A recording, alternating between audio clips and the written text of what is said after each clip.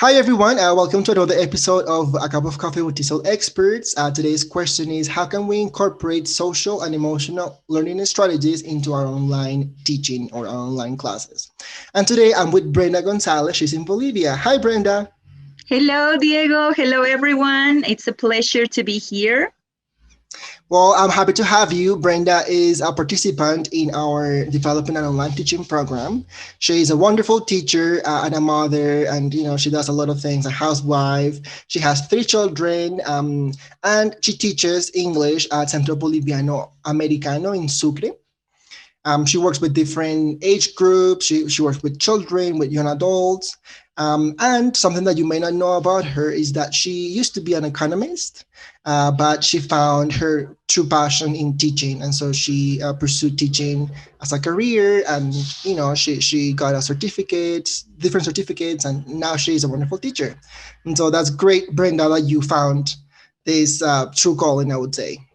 Yes. You have to find your way in life, and I really find true passion teaching English. Well, that's wonderful. And so, can you please tell us about our guest today? Of course. Today we have Armen Kassabian. He is a facilitator, educator, podcaster, YouTuber, and teacher trainer who has been teaching English to speakers of other languages for the past 12 years. So we have a great guest here. Right now, he is working for Voice of America Learning English as an educational multimedia journalist.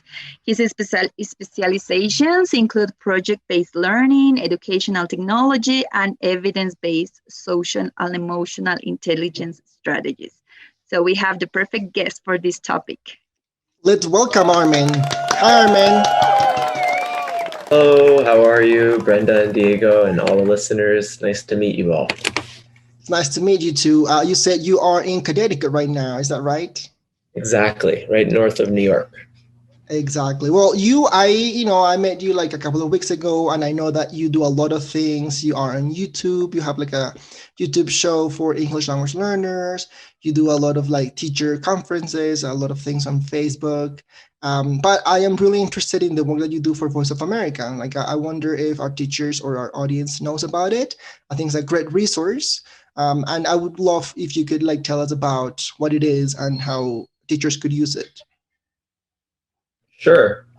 Well, Voice of America is actually a news agency, and they actually have the news in many different languages. But one of the projects that they have is Voice of America Learning English.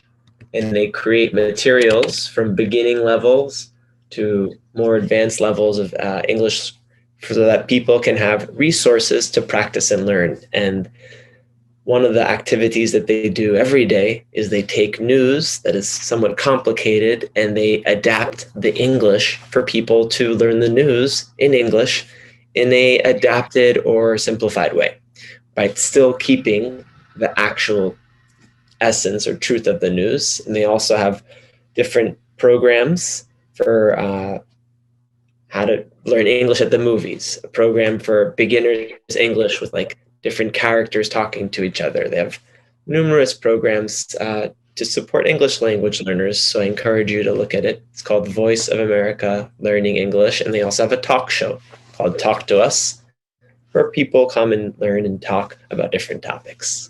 And you happen to be the host of the talk show. So we're very lucky to have you, Armen. And this is a wonderful resource. And so I wanted to, share this with our audience. But let's go straight into the question for today, which is how can we incorporate social emotional learning strategies?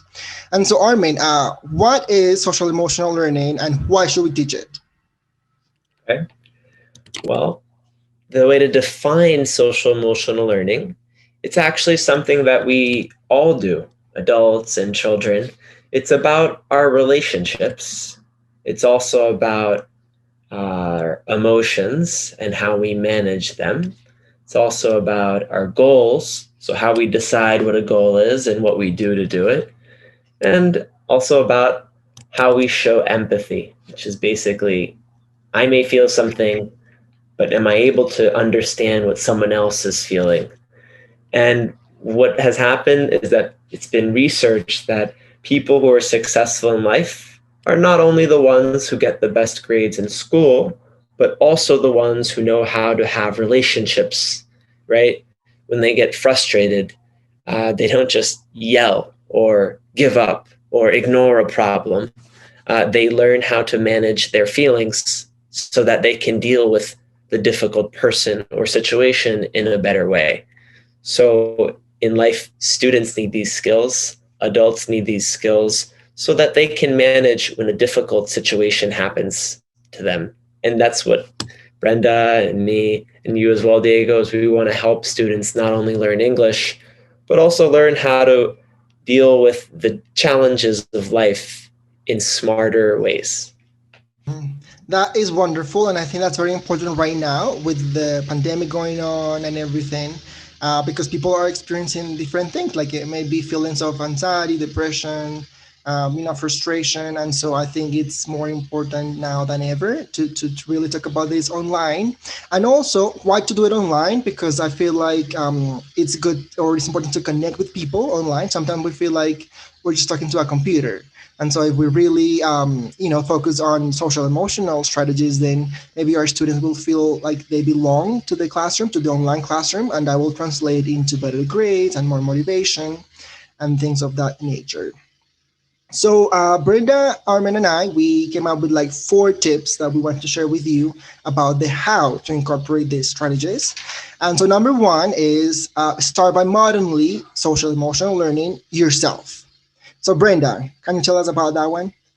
Yes, thank you. Well, something that I experience as a teacher is that your students are looking at you all the time. So you need to be the role model they need to follow, right? So if you want somebody to respect, you have to respect. So you have to model the behavior you seek from your students, right? So it's very important that you show that you care about them. Sometimes maybe you have to take time of your class and not teach English exactly, but just listen, because they are having so many issues at home, as you said, with the pandemic. They maybe have somebody with that is sick, or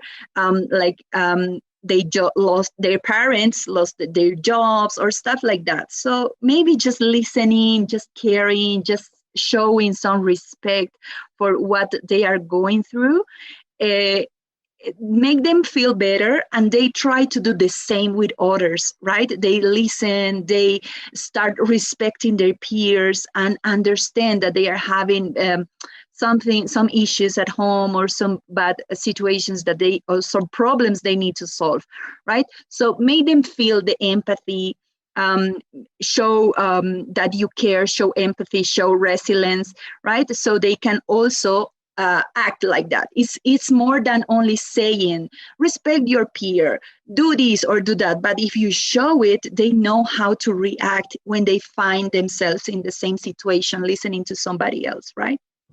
So actions speak louder than words. Is that right? Exactly.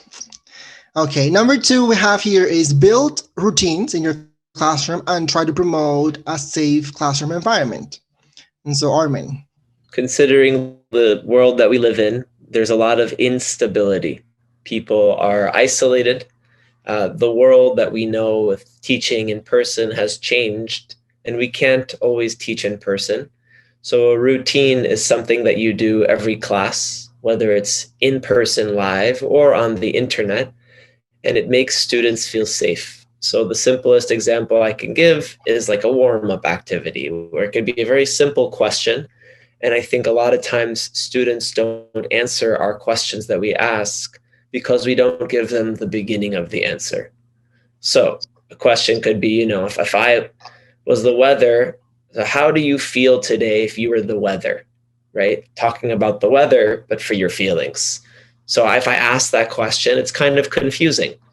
How do I feel? If I was the weather, it's kind of a confusing question. But if you gave the students the beginning question, if I were the weather today, I would be, and that is the repeated structure.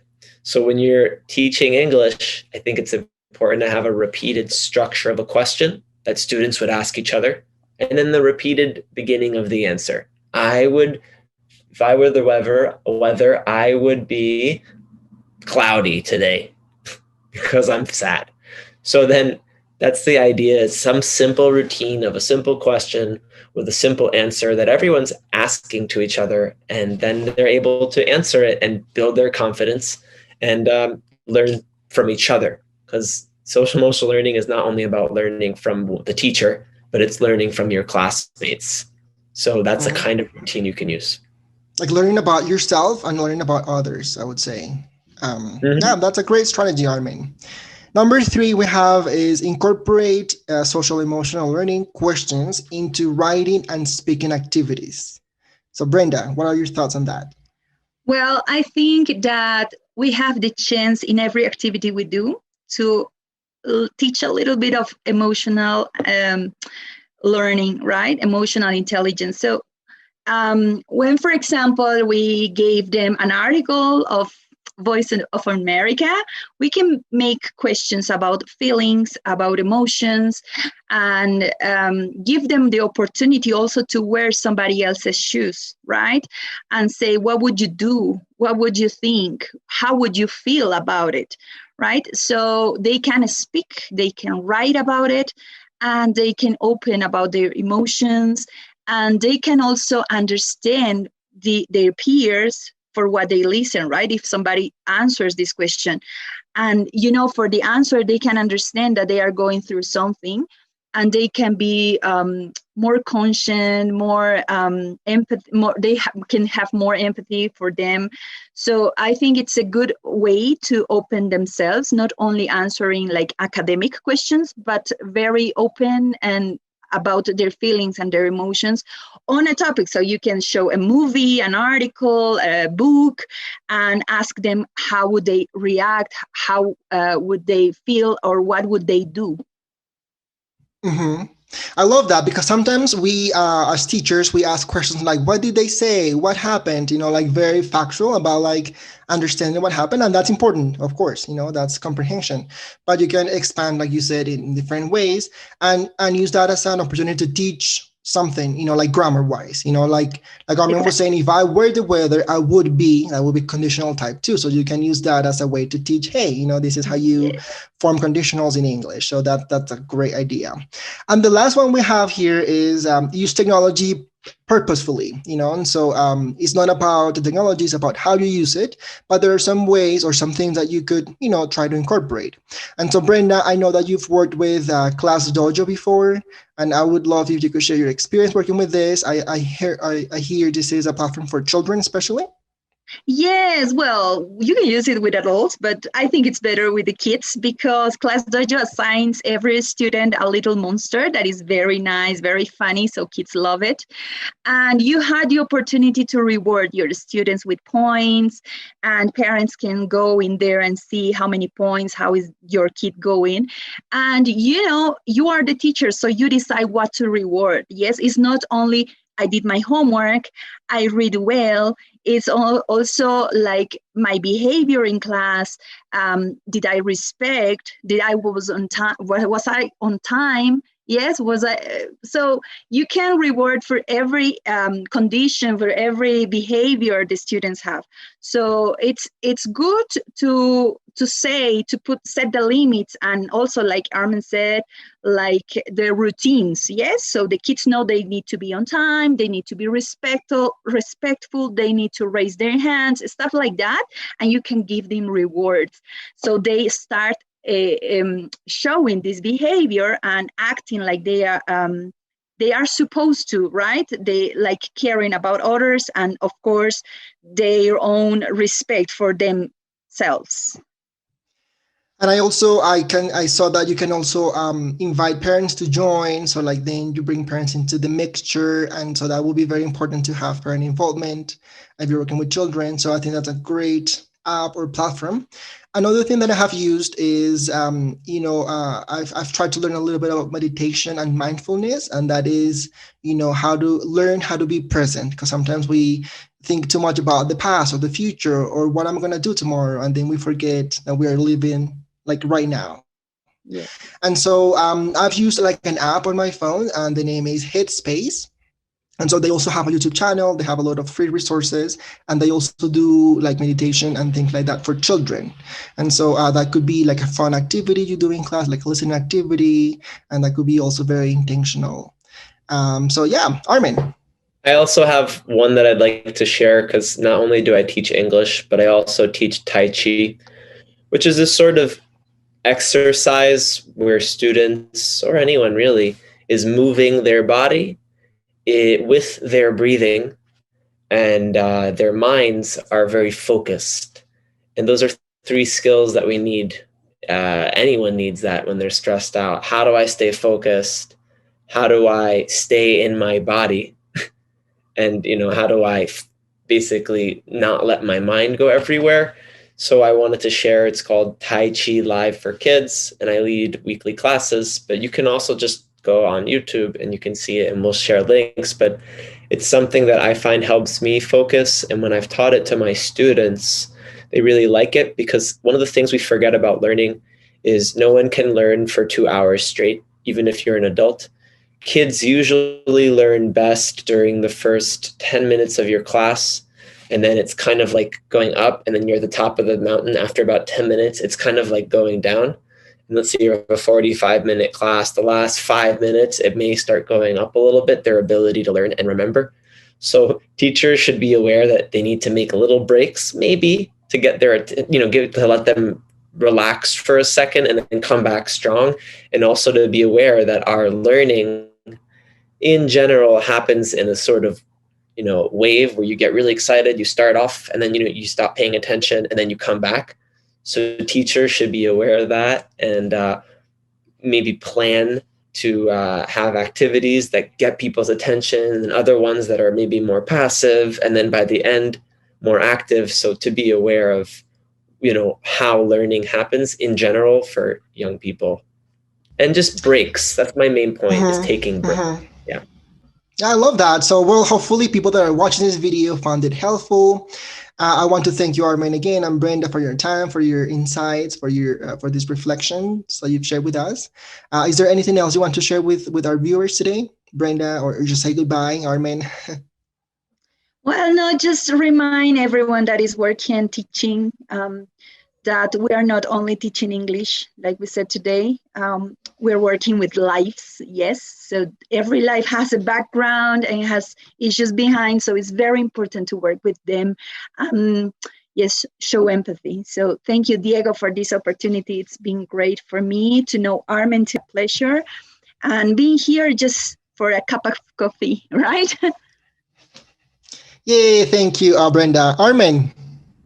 Sure, just exactly what Brenda said, that we need to understand our students, and we also need to understand ourselves. Teaching in this environment is very difficult. I remember I was giving some trainings on how to teach online before I was actually teaching online to students in high school. We have a hybrid model, and that means half of the kids are at home and half are at school, and you're teaching and you're very confused. Who am I talking to? The students who are in their body right in front of me, or the ones who are on their screen in front of me? And it's very confusing. So if you're frustrated and you're confused and you're tired and you don't know what to do, that's normal. Accept it. Find one thing, one activity, one technology that you can use that is simple. I use Padlet for very simple conversations with writing and speaking and video, and that helps me. That's mine. Maybe Brenda's is different and Diego's is different. Find one thing you can do well, make a routine of it, and don't worry if it doesn't work. Be okay with mistakes, because that's how we all have to learn. Thank you. Exactly. We learn from mistakes as well. That is very true. Well, thanks again. See you next time, everyone. Bye. Bye-bye. Bye, Diego. Bye, Armen. Thank you. Bye, Brenda. Bye, Diego.